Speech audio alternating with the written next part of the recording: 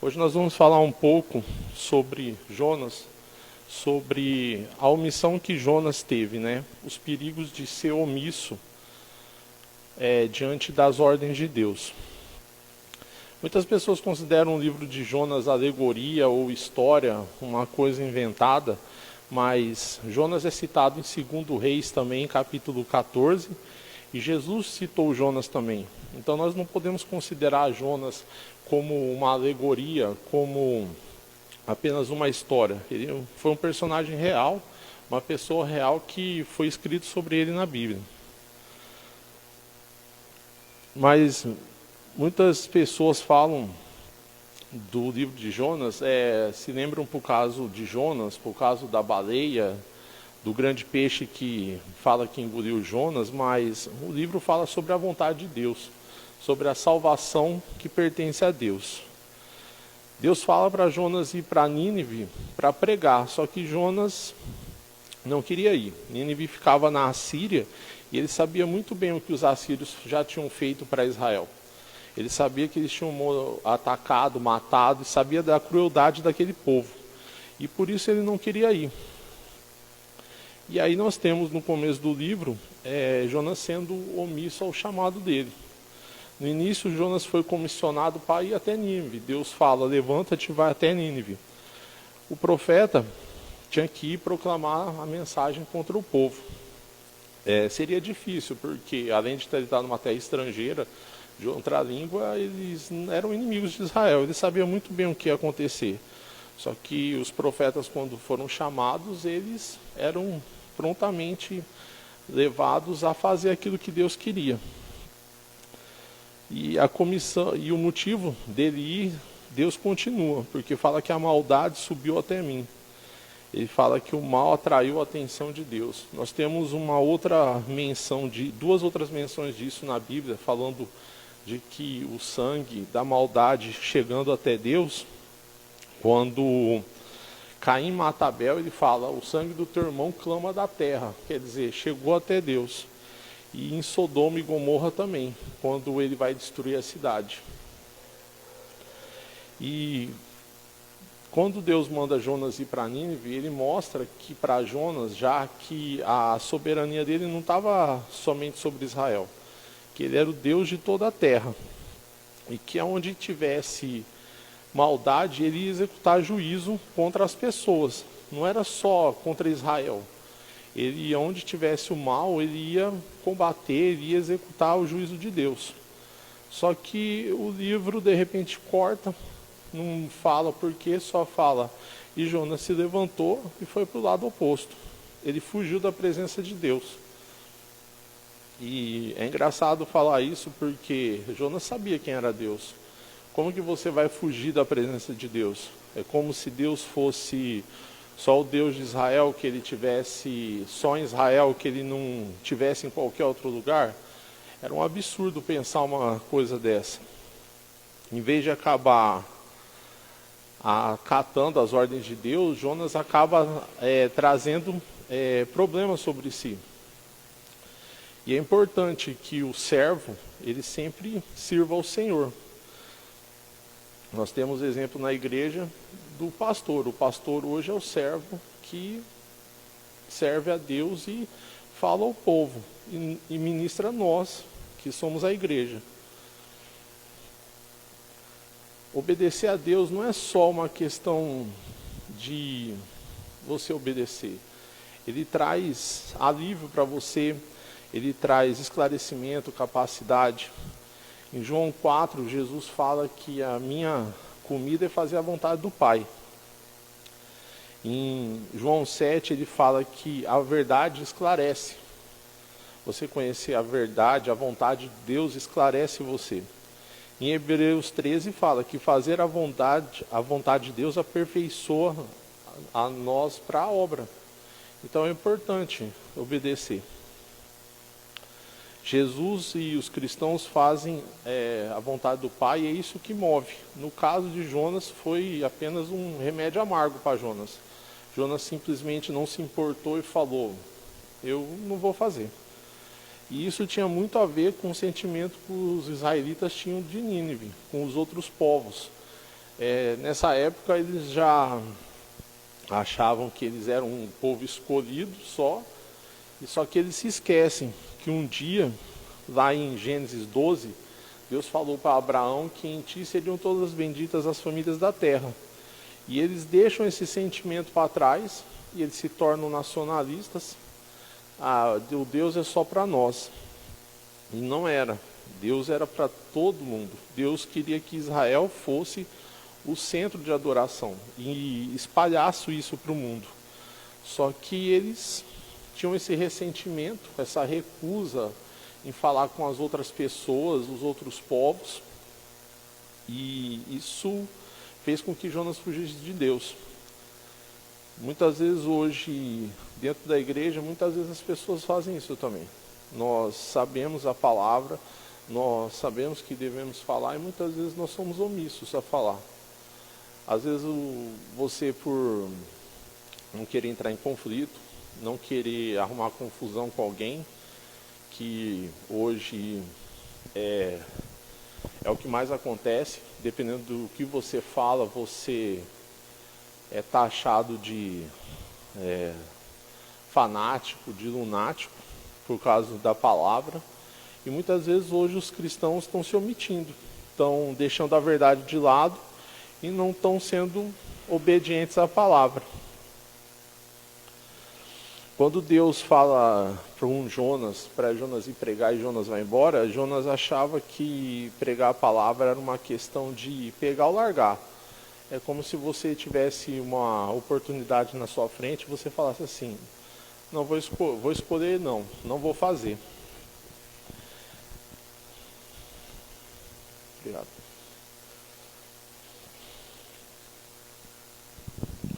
Mas quando nós somos chamados a fazer a vontade de Deus, não é uma questão de escolha, são mandamentos e ordenanças. Nós não podemos simplesmente falar assim, isso eu vou fazer, isso eu não vou fazer. Quando Deus chamava os profetas, Deus falava, você vai lá e prega, o profeta tinha que ir pregar. Isso é falado um pouco em Lucas, que Jesus fala, que ele fala no capítulo 6, no versículo 46, ele fala, por que me chama Senhor se não fazeis o que eu digo? O que adianta chamar Deus de Senhor e na hora de proclamar você não fazer a vontade dele? Você realmente não pregar a palavra às pessoas. Porque quando o profeta era chamado, era um privilégio para o profeta. Nós sermos escolhidos para ser da família de Deus, é graça de Deus, mas o profeta era um privilégio para ele, porque somente alguns eram escolhidos, e Jonas simplesmente se opõe a isso. A prova que Deus manda ele para Nínive, e ele simplesmente pega o caminho oposto. Nínive ficava mais para o oriente, na terra perto de Israel, e Jonas foi para o lado oposto. É como se você estivesse em Marília aqui hoje e Deus falasse, vai para Santos, e você falasse, não, vou para a Argentina. Você pega o caminho completamente oposto e fala, não vou. E Jonas fez exatamente isso. E ele foge da presença do Senhor, como se fosse possível, né? No Salmo 139 fala, para onde irei do teu espírito e para onde eu fugirei da tua face? Jonas se esquece que Deus é o Deus de tudo. Deus está em todo lugar, é o Deus criador de tudo. E simplesmente prefere não obedecer e fazer o que ele achou melhor. Ele se esquece que os dons e a vocação são irrevogáveis, né? Nós temos um pouco na Bíblia homens que tentaram desistir do chamado. Moisés tentou desistir, Moisés tentou botar em empecilho diversos para não ir para o Egito, para libertar o povo. Elias também, chegou uma hora que Elias falou assim, não, quando eles matam os profetas de Baal, e Jezabel fala, mata o Elias vai para uma caverna e se esconde, não quero mais. Jeremias diversas vezes tentou abandonar, e Deus não deixa. E nós precisamos ter em mente que quando você está na igreja, não é uma questão de abandonar, ficar ou abandonar. É você ficar ou ficar. Às vezes as pessoas hoje em dia por qualquer coisa acabam deixando a igreja, se ressente. Geralmente eu converso com algumas pessoas e a turma fala da igreja, fala assim, eu vou naquela igreja por causa do pastor, eu vou naquela igreja por causa do louvor. Eu falo, você tem que estar na igreja por causa de Jesus. Você tem que estar lá por causa de Jesus, não por causa de qualquer outra coisa. Porque se você estiver lá por causa de pessoas, as pessoas vão e vêm, o pastor troca, o louvor pode mudar, mas Jesus é sempre o mesmo. Você tem que estar lá por causa de Jesus. Quando você desiste, é a mesma coisa se você estivesse fazendo de Jonas. Você fala, não quero. Você passa lá na igreja, você se prepara, faz as coisas, você é separado e de repente chega uma hora que você fala, não quero mais não, vou deixar isso daí para lá. E isso não é certo de fazer. E Jonas, além de tudo, além de ser profeta, saber de Deus, saber de tudo, ele acha que as circunstâncias estão a favor dele.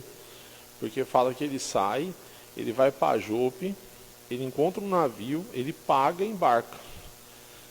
É como se você falasse hoje, eu estou precisando de dinheiro, eu encontro uma carteira, você sabe que a carteira tem dono e fala assim, Deus mandou a carteira. É impossível isso.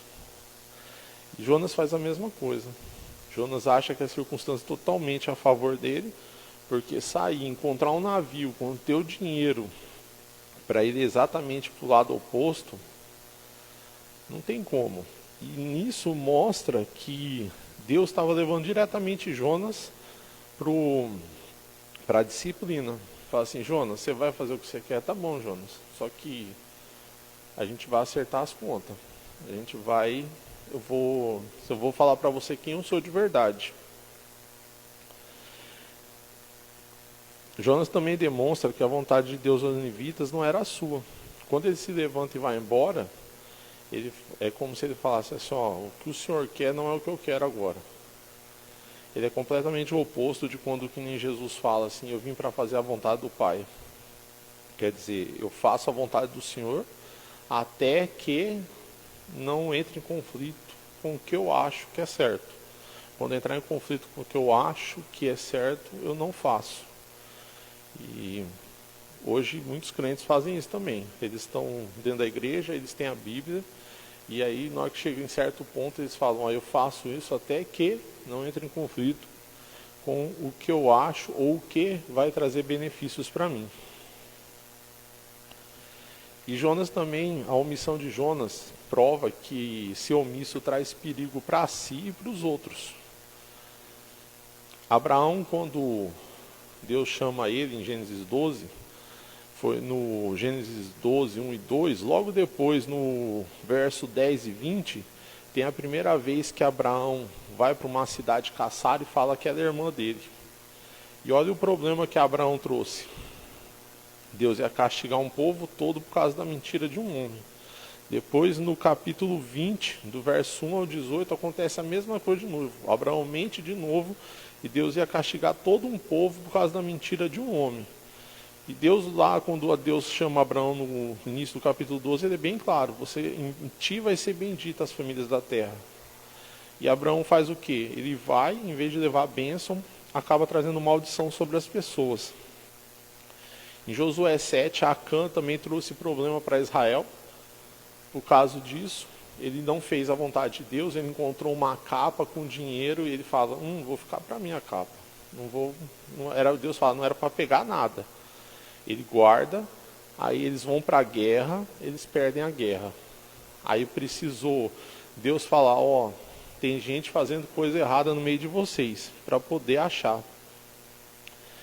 E isso foi a mesma coisa que Jonas fez. Jonas, quando não faz a vontade de Deus e faz aquilo que ele quer, ele traz problema para o navio e para toda a tripulação. E a gente tem que refletir sobre isso.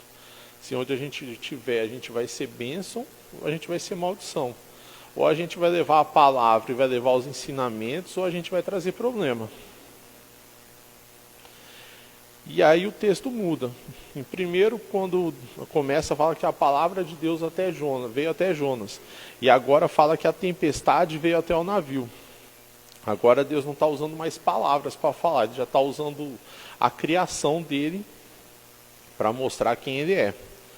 E ele começa, a partir disso, ele já começa a mostrar quem é que é o Senhor de tudo, que tudo serve a ele, exceto o Jonas. Tudo obedece a Deus, exceto aquele que era para servir ele não serve. E o texto fala que os marinheiros se assustam. E aqui nós temos pessoas que estavam acostumadas com o mar se assustando com a tempestade.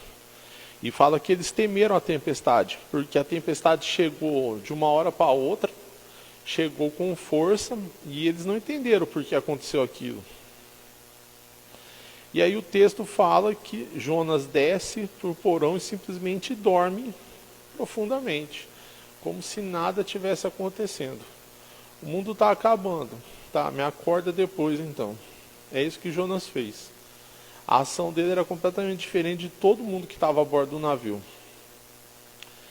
Ele estava desgastado fisicamente por causa da viagem? Estava. Só que emocionalmente também. Porque ele não estava fazendo a vontade de Deus. Isso daí já estava mexendo com ele. E aí, enquanto está todo mundo preocupado, ele está dormindo. Jonas perde também o sentido da oração, porque o texto fala que os marinheiros começaram a orar por cada um ao seu Deus. Cada um era de uma nação, cada um tinha um Deus, cada um ora para o seu Deus. E Jonas, que estava lá, que servia ao único e verdadeiro Deus, que poderia orar e mudar a situação, simplesmente não orou. Estava dormindo e continuou dormindo. Claro que para Jonas orar e Deus ouvir ele teria que se arrepender do que ele fez, teria que confessar o pecado dele e falar e pedir para Deus, mas até aquele momento Jonas não parecia nem um pouco arrependido do que ele estava fazendo.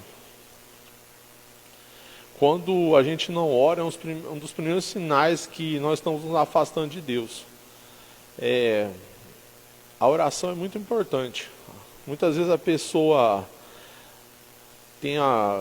eu converso com as pessoas e entra umas conversas que o povo acha estranho, mas eu falo assim, a oração é para você ter comunhão com Deus. Se você ora, a oração não é uma raspadinha ou qualquer outra coisa que você vai raspar para tentar ter alguma coisa. A oração é para você ter comunhão com Deus. E muitas vezes quando nós deixamos de orar é quando nós estamos nos afastando de Deus. Nós achamos que está tudo bem, está tudo certo, eu não orei hoje, eu não oro amanhã, eu não oro depois da manhã, está tudo bem, não vai fazer diferença, faz diferença sim. Você deixa de orar, você começa a deixar de ler a Bíblia, você começa a deixar de buscar a Deus e começa a dar tudo errado e depois você pergunta, Deus, o que eu estou fazendo de errado? Se Deus respondesse, falaria assim, eu acho que tem alguma coisa errada aí, né? Você está negligenciando alguma coisa que você não está vendo. E os marinheiros assustados, eles começam a lançar a carga no mar para tentar tomar o controle do navio de novo. Eles estavam combinando esforço e oração. E Jonas perdeu o testemunho também, porque o nome de Jonas significa pomba. E pomba é um símbolo de paz. O nome do pai de Jonas é Amitai, que significa fiel e verdadeiro, que também era algo que Jonas não estava sendo. Jonas não estava vivendo a vocação dele. Não estava sendo bênção, estava sendo maldição.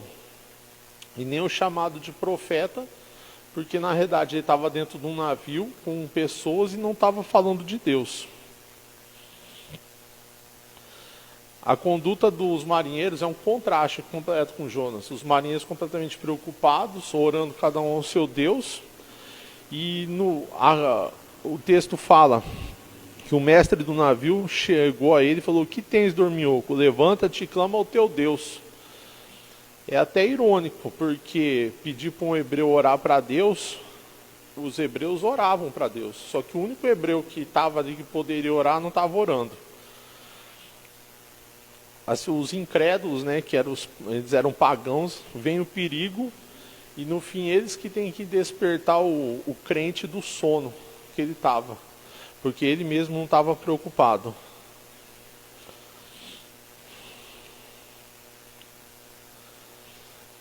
E aí nós temos os homens tentando encontrar o culpado.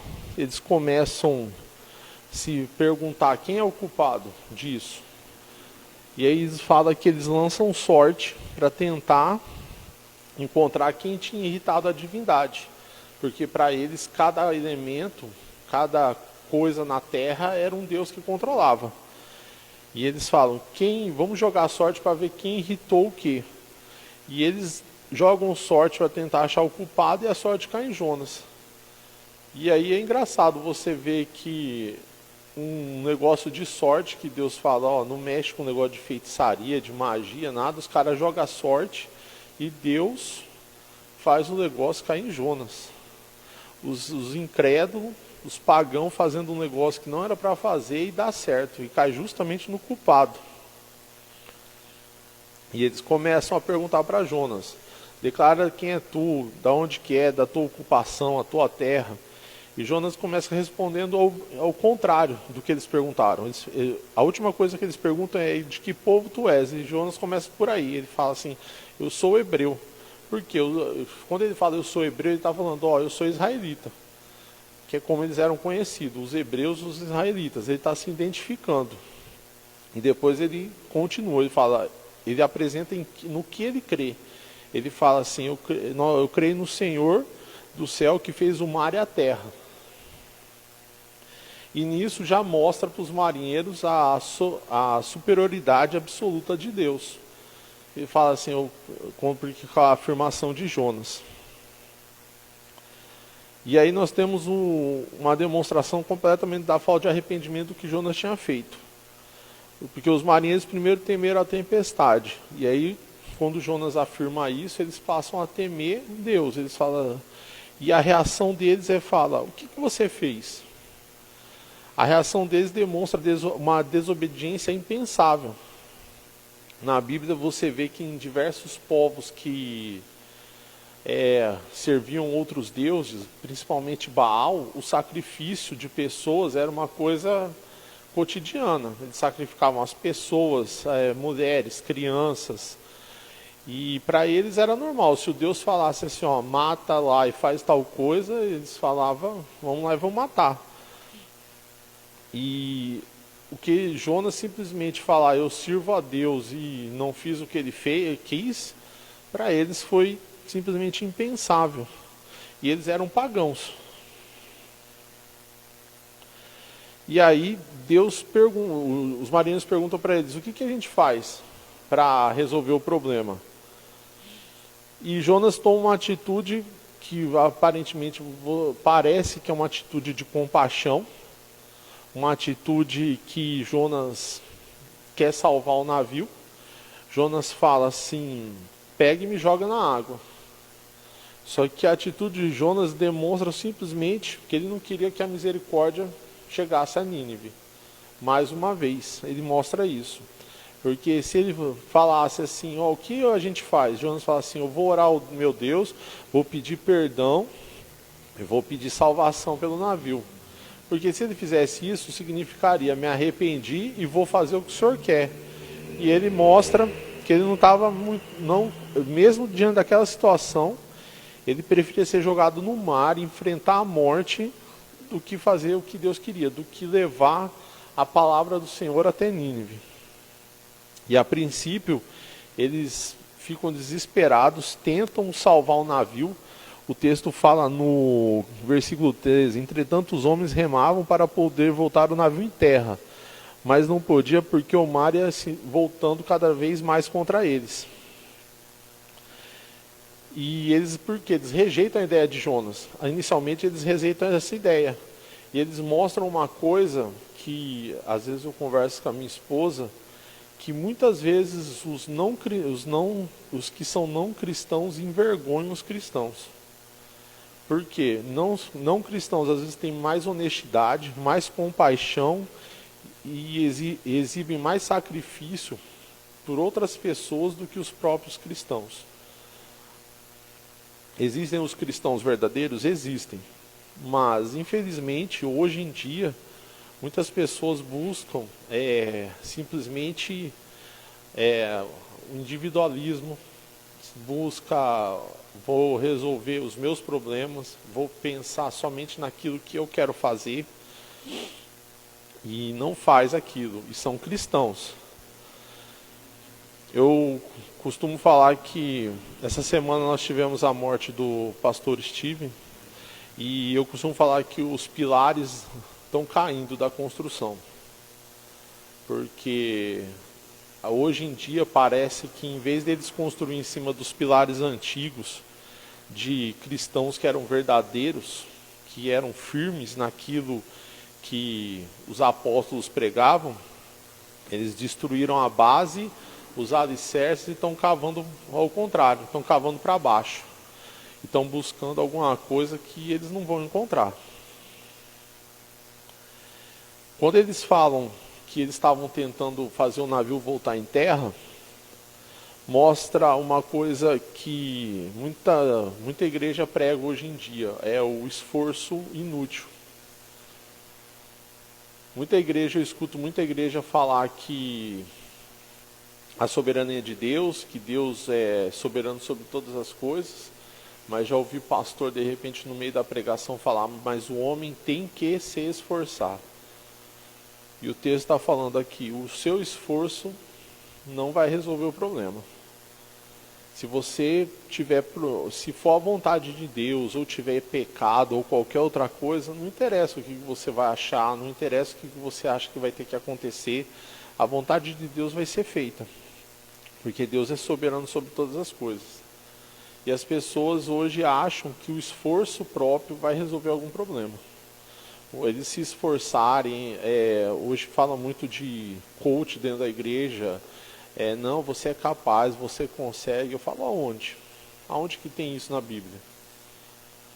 Na Bíblia do começo ao fim é falado, se Deus não for com a gente não consegue. Deus lutou contra fulano, Deus se opôs a tal rei, e eles se esforçavam, resolvia não adianta. Os marinheiros passam então a clamar a Deus para não culpar eles da morte do profeta, porque para eles, o que eles estavam fazendo é errado. E Jonas não tinha feito nada para eles. Eles falam assim, nós vamos matar um homem inocente, nós vamos jogar um homem inocente no mar. E eles clamam para Deus para que a culpa do que eles estavam prestes a fazer não caísse sobre eles.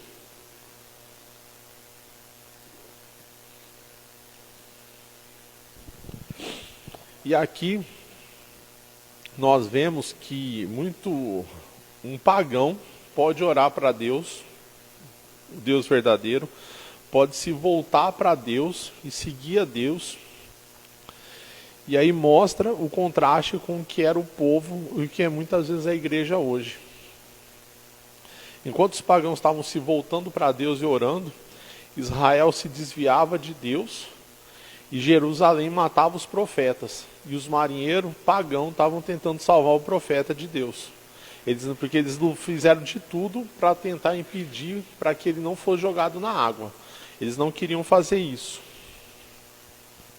Mostra que até mesmo os incrédulos e idólatras podem ser levados a adorar a Deus. Para concluir, eu queria falar um pouco sobre o que o texto fala. O texto está falando que a salvação pertence a Deus.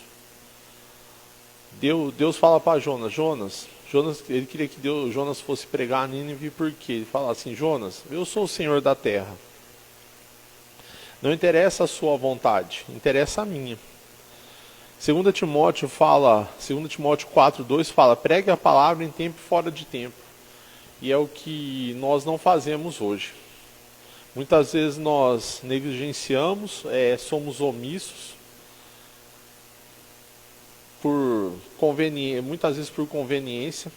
Eu sei que é difícil às vezes pregar, falar para alguém, de repente você está com alguém, mas se você pedir sabedoria e discernimento para Deus e conduzir de uma maneira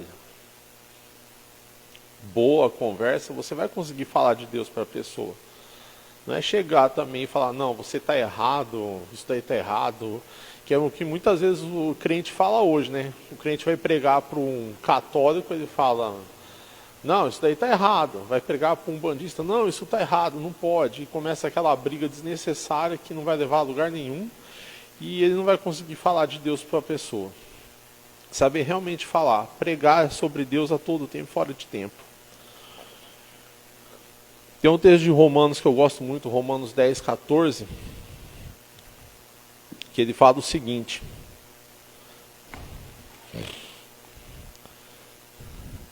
como, pois, invocarão aquele em quem não creram? E como crerão naquele que não ouviram?